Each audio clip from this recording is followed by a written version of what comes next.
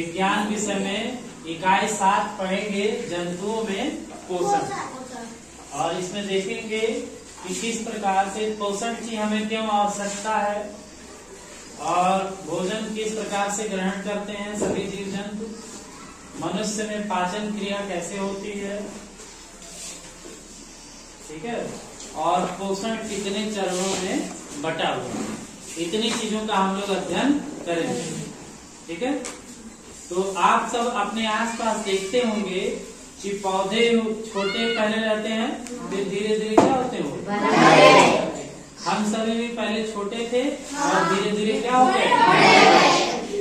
तो ये वृद्धि करने के लिए या कोई भी काम करने के लिए हमें कुछ ऊर्जा की आवश्यकता होती है। पोषण की आवश्यकता क्यों है? कोई भी कार्य को संपन्न करने के लिए हमें किसकी आवश्यकता होती है? ऊर्जा की। और ये ऊर्जा हमें किससे मिलता है? भोजन से। और भोजन में हम लोग क्या करते हैं? रोटी, दाल, घी, फल, सब्जी। ठीक है, ये इतनी चीजें लगभग सब लोग खाते हैं, है ना। एक सामान्य भोजन में इतनी चीजें आती हैं। अब इसके बाद लेकिन आजकल लोग जो है तमाम चीजों को खाते हैं, कोई कुरकुरे खाता है, कोई जो है समोसा खाता है। ये सब चीजें नहीं खाना चाहिए, है ना। हमें क्या क्या जो है लेना चाहिए ये यहाँ पर लिखा हुआ है, और इस चीजों से क्या मिलता है ये भी लिखा हुआ है। जैसे रोटी और चावल, इससे हमें कार्बोहाइड्रेट मिलता है। क्या मिलता है? कार्बोहाइड्रेट। और दाल से हमें प्रोटीन मिलता है। घी से हमें क्या मिलता है? और फल व सब्जियों से विटामिन। हमें इतने पोषक तत्वों की आवश्यकता होती है, कार्बोहाइड्रेट, प्रोटीन और विटामिन। इसके अलावा एक और चीज होती है आहारी, जैसे उसको कहते हैं, जो हमें सलाद वगैरह से मिलता है। ठीक है, सलाद में भी रहता है, फल में भी रहता है रेशा, जो भोजन को हमारे आंतों में खिसकाने में मदद करता है, इससे पेट वगैरह साफ होता है। और इसके अलावा एक बहुत ही महत्वपूर्ण चीज है जल। बिना जल के ये सभी पचेगा नहीं। ठीक है, तो इतनी चीजों की हमें आवश्यकता होती है। और ये जो चीजें लिखी हुई हैं, कार्बोहाइड्रेट, प्रोटीन, वसा, विटामिन, ये सभी जटिल पदार्थ हैं और इसमें से कुछ अघुलनशील है, इसलिए हम लोग इसको डायरेक्ट नहीं खा सकते। ये नहीं कि हम डायरेक्ट कार्बोहाइड्रेट खा लें, डायरेक्ट प्रोटीन ले लें, डायरेक्ट वसा ले लें, ऐसा नहीं हो सकता है। इसको पचाना पड़ता है और इसको जटिल, ये जटिल और अघुलनशील चीज है। इसको पाचन की क्रिया से, जो मनुष्य में होता है या सभी जीव जंतुओं में होता है, वो पाचन की क्रिया से इसको हम सरल व घुलनशील पदार्थों में, भोज्य पदार्थों में बदलते हैं। जटिल व अघुलनशील भोज्य पदार्थों से सरल व घुलनशील भोज्य पदार्थों में परिवर्तित करने की क्रिया को पाचन क्रिया कहते हैं। क्या कहते हैं? पाचन क्रिया। यानी इसमें ये जो जटिल भोज्य पदार्थ हैं और अघुलनशील भोज्य पदार्थ हैं, इनको हम बदल देंगे सरल व घुलनशील भोज्य पदार्थों में। तो इस पूरी क्रिया को क्या कहेंगे? पाचन। अब हम देखते हैं कि भोजन मनुष्य कैसे ग्रहण करता है, किस प्रकार से भोजन मनुष्य ग्रहण करता है। मनुष्य है या अन्य जीव जंतु है, जैसे चींटी है, क्या चींटी के पास हमारी तरह दांत है? नहीं। हमारी तरह का मुख है? नहीं। हमारी तरह नहीं है, उसके पास छोटा मुख होगा, है ना। दांत उसके पास नहीं होगा। इस प्रकार से मच्छर है तो उसके आगे जो है कुछ ऐसे मुखांग पाए जाएंगे जिस विशेष प्रकार के, जिससे वो रक्त को चूसता है, उस प्रकार से वो अपना भोजन ग्रहण करता है। ठीक है, केंचुआ है तो उसके पास अलग प्रकार का मुख होगा जिसपे वो खा जाएगा। क्या उसके पास भी दांत हमारी तरह रहेगा? नहीं। सबके भोजन ग्रहण करने की विधियां जो है अलग हैं, इसलिए सबके मुख भी क्या होंगे? अलग प्रकार के होंगे, उनकी बनावट अलग। ठीक, अब अंतर्ग्रहण की विधि मनुष्य में अलग है। अंतर्ग्रहण क्या होता है? मुख में भोजन का प्रवेश करना, या क्या कहलाता है? अंतर्ग्रहण। मुख में भोजन का प्रवेश करना क्या कहलाएगा? अंतर्ग्रहण। अब हम पढ़ते हैं मानव में पाचन क्रिया कैसे होती है।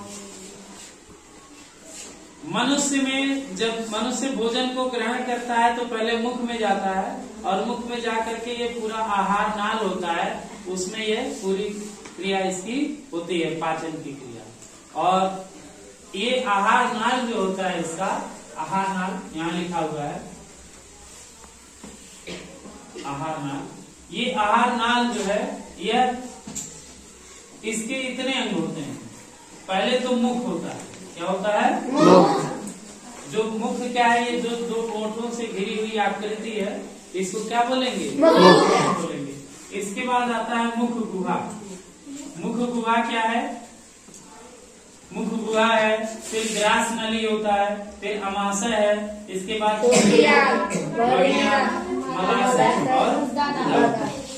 ये सब आप यहाँ पर इस चित्र में भी देख सकते हैं। यहाँ देखिए, ये इसका मुख है, और इधर जो ये खाली जगह मिल रहा है, ये मुख गुहा है। और इसके पीछे एक पतली नली है, जो श्वास नली है, इसके पीछे एक पतली नली है, इसको ग्रास नली कहेंगे। ग्रास नली से फिर ये वाला जो हिस्सा है, ये पूरा अमाशय है। इसको थोड़े से बड़े में यहाँ दिखाया गया है, ये अमाशय है। यहाँ पर इसके बाद अमाशय से भोजन जो है इस छोटी आंत में जाता है, जो पतला पतला नली दिखाई दे रहा है। छोटी आंत से फिर भोजन कहाँ जाता है? बड़ी आंत। और बड़ी आंत से फिर मलाशय, मलाशय से उदर। इतने जो है ये यात्रा करता है हमारा भोजन, जो हम मुख में डालते हैं। ठीक है, अब हम एक एक करके देखेंगे कि इन सभी का क्या कार्य है। ये जो आहार नाल के इतने अंग हैं, इनका क्या क्या कार्य है। जैसे मुख का काम क्या है? इससे भोजन को प्रवेश देता है। और मुख गुहा इसके बाद आता है। मुख गुहा में जो दो जबड़े होते हैं, इनके बीच जो जगह होता है, कि जीभ और जबड़ा, ये सब मिला करके इसके अंदर जो खाली जगह है, ये सब मिला करके क्या कहलाएगा? जबड़े दो होते हैं हमारे पास, एक ऊपरी जबड़ा और एक नीचे। ऊपर का जो जबड़ा होता है वो अस्थाई होता है, ठीक है, वो नहीं हिलेगा। लेकिन नीचे का जो जबड़ा होता है वो अस्थाई होता है। ये जब हम बोल रहे हैं तो देखो नीचे वाला हिल रहा है, ऊपर वाला नहीं। अगर हमको ऊपर वाला हिलाना है तो पूरा सिर हिलाना पड़ेगा, क्योंकि ये खोपड़ी से जुड़ा रहता है। ऊपर का जो जबड़ा होता है वो क्या होता है? खोपड़ी से। ये पूरा इसके बाद नीचे वाला हिला ले रहे हैं, है ना, एक ऊपर वाला नहीं। क्यों? क्योंकि ये खोपड़ी से जुड़ा हुआ है। इसको हिलाना है तो पूरा हिलाना पड़ेगा, है ना। इसके लिए लेकिन ये वाला नहीं हिल रहा। क्यों? क्योंकि ये खोपड़ी से सटा हुआ है ना। तो ये अस्थाई जबड़ा, और ये भी ये अस्थाई, इसको ये हिलता जुलता है। अगर दोनों सोचो अस्थाई होता तब क्या होता? तो हम तो कोई चीज पूछ ही नहीं पाते। शुक्र है कि एक जो है क्या है? हिलता, ये हिल जुलता है ना। अब ये जो जबड़ा होता है उसमें दांत होते हैं, और जो दांत होते हैं हमारे, ये 4 प्रकार से होते हैं। 4 प्रकार के कौन से दांत है हमारे पास? पहला है कृंतक, दूसरा रदनक, तीसरा अग्रचर्वणक और चौथा चर्वणक। इतने ये 4 प्रकार के दांत हमारे पास होते हैं। कृंतक क्या होता है? कृंतक जो दांत होता है वो काटने का काम करता है। जैसे आप कोई भी चीज खाओ, अगर सेब खाओ तो कैसे? एक कृंतक से काटोगे। आगे के जो 2 दांत होते हैं ऊपर नीचे, ये क्या कहलाते हैं? ये इसको सेब से ऐसे काटोगे, ये कृंतक से कटेगा, ठीक है। रदनक जो होता है वो इससे फाड़ने का काम करता है। गन्ना कभी चूसे हो? गन्ना चूसते वक्त क्या करते हो? उसको छिलका जो है इधर से निकालते हो, किनारे वाले से ना, जो फाड़ने का काम करता है रदनक, ठीक। इसके बाद होता है अग्रचर्वणक। रदनक के देखो, रदनक इधर और एक इधर होता है, ठीक है। और इसके बाद अग्रचर्वणक 3 इधर होते हैं और 3 उधर। तो प्रकार से अग्र चवर्णक का काम क्या है? पीसना व चबाना। जो भोजन है उसको पीसेगा और उसको चबाएगा। फिर दो चवर्णक होते हैं पीछे, वो क्या करते हैं? वो भी पीसने व चबाने का काम करते हैं। समझ में आए? ये जो 4 प्रकार के दांत होते हैं, कृंतक, रदनक, अग्र चवर्णक, चवर्णक, इनका काम जो होता है अलग अलग है। इसमें कृंतक जो होता है वो 2 यहाँ नीचे होता है और 2 और रदनक 2 इस तरफ होता है एक जबड़े में और 2 इस तरफ, यानी कि एक जबड़े में 4, तो दोनों जबड़े में मिला के 4 और 4 नीचे रहेगा, 4 ऊपर। अग्र चवर्णक जो होता है वो 2 इस तरफ रहेगा और 2 यानी कि एक जबड़े में 4 हुआ तो 4 ऊपर भी रहेगा, 4 4 8 हो जाएगा। इस तरह से चवर्णक जो है वो 3 पीछे होता है, सबसे चौड़ा वाला जो दांत होता है, पीसना और चबाना इसका काम है। ये 3 इस साइड में होगा और 3 इस साइड में होगा, तो 6 नीचे हो गया और 6 ऊपर। तो 6 4 10, 10 4 14 और 2 16 और ये भी 16, कितने हो गए? 32। कुल 32 दांत हमारे पास होते हैं मनुष्यों में, ठीक है। और जो दांत है इसकी ऊपरी परत जो होती है वो इनेमल कहलाती है। ये सब शरीर की सबसे कठोरतम पदार्थ होती है, इससे कठोर कुछ भी नहीं होता, सबसे हार्डेस्ट पार्ट होता है पूरे बॉडी का। और ये बना होता है कैल्शियम, एनामेलिन, लवण व एक प्रकार का प्रोटीन होता है। इन 2 चीजों से मिल करके ये बनता है, इसलिए बहुत ही कठोर होता है, ठीक है। तो ये है, तो ये दांत हमारे 4 प्रकार से होते हैं, चारों का काम, ये दोनों का काम सेम है और ये दोनों का काम अलग है, ठीक है। तो इस तरह से ये हमारे दांत कार्य करते हैं। हमारे मुख गुहा में लाल ग्रंथियां भी पाई जाती हैं और इसमें से टाइलिन नामक एंजाइम निकलता है। कौन सा एंजाइम? ये प्रश्न जो आप परीक्षा का फॉर्म भर रहे हो, राष्ट्रीय आय एवं योग्यता आधारित परीक्षा, अगले साल जब आप जाओगे 8 में तो भरोगे, तो उसमें एक प्रश्न ये आ सकता है कि लार में कौन सा एंजाइम पाया जाता है, तो इसका क्या आंसर होगा? टाइलिन। इसका एक नाम और है माइलेज भी इसको कहते हैं। ये क्या करता है, जो मंड है इसको अंग्रेजी में स्टार्च कहते हैं, जो कि एक प्रकार का कार्बोहाइड्रेट होता है, इसको पचाता है। मंड को बदल देता है माल्टोज, इसमें बदलता है माल्टोज। मंड को, यह एंजाइम मंड को माल्टोज में बदल देता है। इसके बाद ये मुख गुहा का कार्य समाप्त हो गया।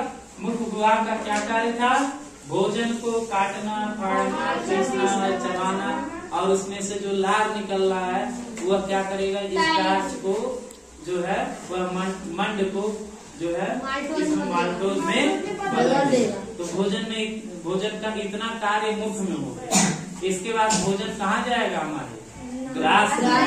यहाँ से यहाँ ये जो पाइप है ना, ये दिख रहा है, ग्रास नली वाली पाइप, यहाँ पर जाएगा।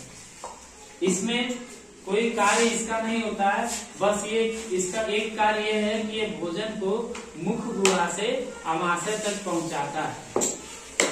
इसमें एक मसल्स होता है, स्फिंक्टर मसल्स, मांसपेशियां होती हैं जो कि ऐसे कॉन्ट्रैक्ट और रिलैक्स होती है, सिक्योरिटी और फैलती है, जिससे भोजन क्या होता है, जैसे मान लो ये हमारा है, ठीक है, तो इसको हम ऐसे सिकोड़ेंगे, फैलाएंगे तो क्या होगा? भोजन धीरे धीरे आगे बढ़ता जाएगा, वो धीरे धीरे नीचे चलता चला जाता है, ठीक है। तो इस प्रकार से ग्रास नली का कार्य क्या हो गया? भोजन को मुख गुहा से कहाँ तक पहुँचाता है? आमाशय पहुँचाता है, आमाशय में पहुँचाता है। जैसे ही भोजन आमाशय में जाता है तो इसमें से हाइड्रोक्लोरिक अम्ल निकलता है। कौन सा अम्ल? हाइड्रोक्लोरिक अम्ल, जिसका सूत्र होता है HCl, ठीक है। यह अम्ल निकलता है तो भोजन में जो भी बैक्टीरिया या जीवाणु विषाणु कुछ रहते होंगे वो उस अम्ल की उपस्थिति के कारण वो मर जाते हैं, ठीक है। और हमारा भोजन जो क्षारीय माध्यम में होता है उसको बदल देता है ये किस माध्यम में? अम्लीय माध्यम में। ठीक है, अम्लीय माध्यम में बदल देता है। और फिर इसमें जठर रस आता है, पेट से जो रस निकलता है इसको क्या बोलते हैं? ये कुछ चीजों को पचाता है। जैसे जब भोजन में हम दाल से हमको क्या मिल रहा है? प्रोटीन। तो जो प्रोटीन आपने खाया है, आमाशय में पहुंचा है, तो ये जो जठर रस है इस प्रोटीन को पॉलीपेप्टाइड में बदल देगा। किसमें बदलेगा? पॉलीपेप्टाइड। ये एक प्रोटीएज एंजाइम होता है, वो क्या करता है? प्रोटीन को पॉलीपेप्टाइड में बदल देता है। इसके बाद भोजन जो है पहुंचता है छोटी आंत। और एक काम और होता है, जो जैसे दूध अगर पीते हो तो अमाशय में ही दूध किसमें बदल जाता है? इसलिए हमको अगर डायरेक्ट दही खा रहे हैं तो वो ज्यादा खाया जाता है ना दूध से, तो उसको अमाशय को उतना कार्य नहीं करना पड़ेगा, वो जल्दी और पच जाएगा। और जो इसके बाद भोजन हमारा पहुंचता है किसमें? छोटी आंत में। छोटी आंत में भोजन जाता है तो छोटी आंत में दो चीजें आती हैं, एक पित्त रस आता है और एक अग्नाशयी रस। अब आप इस चित्र से देख सकते हैं, यहाँ देखिए, ये हरा वाला जो दिखाई दे रहा है ना, ये पित्त की थैली है।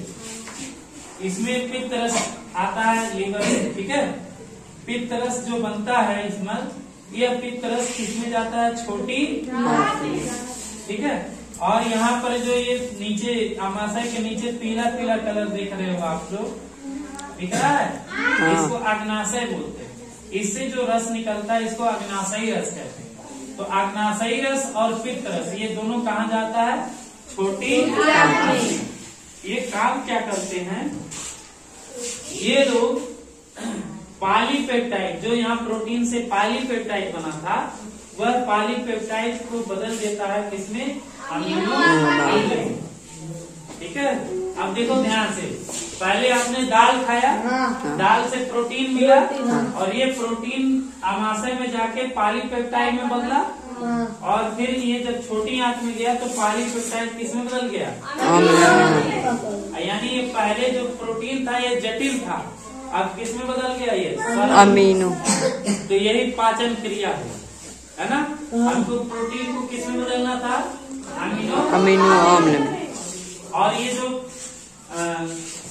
अमाशय में जाकर ये जो माल्टोज वगैरह होता है, या यहाँ तक आते आते माल्टोज भी क्या होता है? माल्टोज ये बदल जाएगा ग्लूकोज, किसमें बदल जाएगा? इस प्रकार कार्बोहाइड्रेट भी पूरा तरह से बच जाता है। यानी कि कार्बोहाइड्रेट जटिल है और ग्लूकोज क्या है? सरल है। यानी जटिल से किसमें बदल रहा है? घुलनशील से किसमें बदल रहा है? यही पाचन क्रिया होती है। तो यहाँ पर छोटी आंत में पित्त रस और अग्नाशयी रस ने क्या काम किया? पॉलीपेप्टाइड को अमीनो अम्ल में बदल दिया। वसा, जो आप घी से वसा लिए थे, इस वसा को इसने किसमें बदला? और फिर वसी अम्ल ग्लिसरॉल में बदल जाता है। वसी अम्ल और ग्लिसरॉल में, तो ये जो वसी अम्ल और ग्लिसरॉल है, वसा क्या है? जटिल है, और ये क्या है? सरल। जो जटिल से किसमें बदल रहा है? सरल में। तो इस क्रिया को क्या कहेंगे? पाचन क्रिया, पाचन। और जो माल्टोज है वो किसमें बदल जा रहा है? ग्लूकोज में। तो इस प्रकार कार्बोहाइड्रेट आपका लास्ट में जाके ग्लूकोज में बदल गया, प्रोटीन आपका लास्ट में जाके अमीनो अम्ल में बदल गया, वसा आपका जाकर के वसी अम्ल और ग्लिसरॉल में बदल गया। विटामिन आपका उसी प्रकार से रहता है, वो ब्लड में चला गया, ठीक है, वो सरल में ही। तो इस तरह से पाचन की क्रिया होती है। छोटी आंत तक जाते जाते पूरा पाचन हो जाता है, हमारे भोजन का पूरा पाचन हो जाता है। एक चीज और, ये है जो छोटी आंत लेकिन बहुत लंबी होती है, लगभग 50 मीटर इतनी लंबी होती है, ठीक है। और ये जो बड़ी आंत है ये लंबाई में छोटी होती है, लेकिन ये मोटा होता है, ठीक है। ये पतला होता है और ये मोटा होता है, इसलिए मोटाई के कारण इसको नाम दिया गया बड़ी आंत, और ये पतला था इसलिए इसका नाम दिया गया छोटी आंत, ठीक है। छोटी आंत तक पूरा भोजन पच जाता है। पोषक तत्व जो है वो ब्लड में मिल जाते हैं। छोटी आंत की जो ये नली दिख रही है आपको पतली सी, यहाँ पर हम बना दे रहे हैं। मान लीजिए ये नली है इसकी, इस छोटी आंत की नली में इसकी दीवारों में ऐसे उंगलियों के समान संरचनाएं पाई जाती हैं, जिसे हम विलाई कहते हैं। क्या बोलेंगे? विलाई। ये अंग्रेजी शब्द है और हिंदी में इसको रसानुकूल कहेंगे। क्या कहेंगे? रसानुकूल। विलाई या रसानुकूल। ये काम क्या करता है, जो ये पोषक तत्व सरल चीजों में बदल गया है, इसको घुलनशील अब बन गया है। तो घुलनशील है तो किसमें घुल जाएगा? ये जो ये विलाई यानी रसानुकूल है, इसमें रक्त होता है, इसमें जाकर के ये अवशोषित हो जाएगा, मिल जाएगा इसमें जाकर। और फिर रक्त जो है इस पूरे पोषक तत्व को शरीर के हर एक कोशिका में ले जाएगा। ठीक है? छोटी आंत से फिर भोजन जो अपशिष्ट पदार्थ है, यानी जो पचा हुआ नहीं है, वह क्या करेगा? भोजन वह जाएगा बड़ी आंत में। और बड़ी आंत का काम ये है, उसमें जो अत्यधिक जल है, जो पानी वगैरह आप पीते हो तो ज्यादा हो जाता है, तो वो क्या करेगा? अतिरिक्त जल को अवशोषित कर लेगा। अतिरिक्त जल को अवशोषण होगा अतिरिक्त जल का। और फिर जो अपशिष्ट भोज और अपचे भोज्य पदार्थ हैं, वो फिर चले जाएंगे मलाशय में। मलाशय में जाके एकत्रित होंगे और समय समय पर गुदाद्वार के द्वारा मल के रूप में निष्कासित कर दिए जाएंगे। तो इस दोनों क्रिया को, जो ये मलाशय और गुदाद्वार में हो रहा है, यानी अपशिष्ट अपचे हुए भोज्य पदार्थ का संग्रह करना और इसे समय समय पर बाहर निकालना, यह क्रिया बहिक्षेपण क्या कहलाती है? ये दोनों मिला के क्या कहलाएंगे? बहिक्षेपण।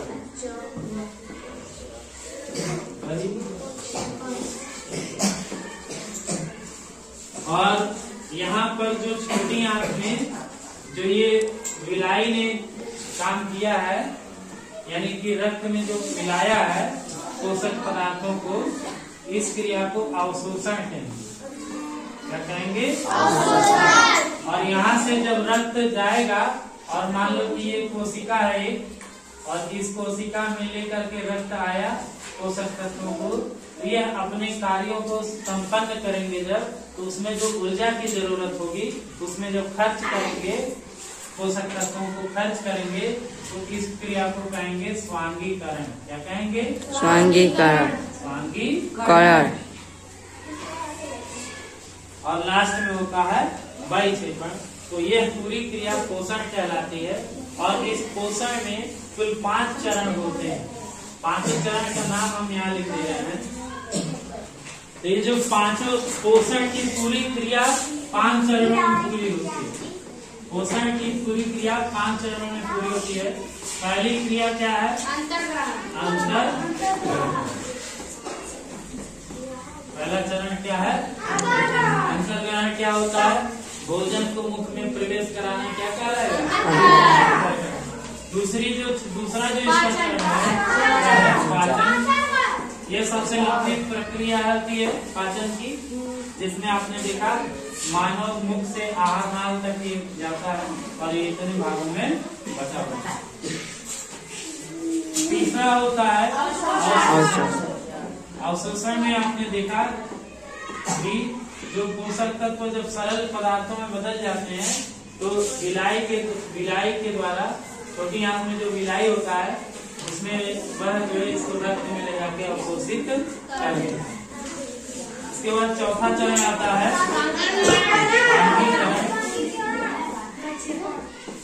स्वांगीकरण। स्वांगीकरण में क्या होता है? जब कोशिका में वह रक्त पोषक पदार्थों को ले जाता है, तो कोशिका अपने कार्यों में उससे प्राप्त ऊर्जा का उपयोग करती है। इसको कहते हैं स्वांगीकरण। और 5वां बहिक्षेपण में अपशिष्ट और अपचे हुए भोज्य पदार्थों का संग्रह होता है और मल निष्कासन होता है। इसको कहेंगे बहिक्षेपण। तो ये पूरा प्रक्रिया जो है पोषण कर रहा है। क्या कराएगा? पोषण। मनुष्यों में इस तरह से होता है पोषण। आप लोग इसको जो है बार दोहरा लीजिएगा, ठीक। और इस पर चार्ट बनाइएगा आप लोग। चार्ट पर जो है मनुष्य का पाचन तंत्र का चित्र बना करके आपको ले आना है ना।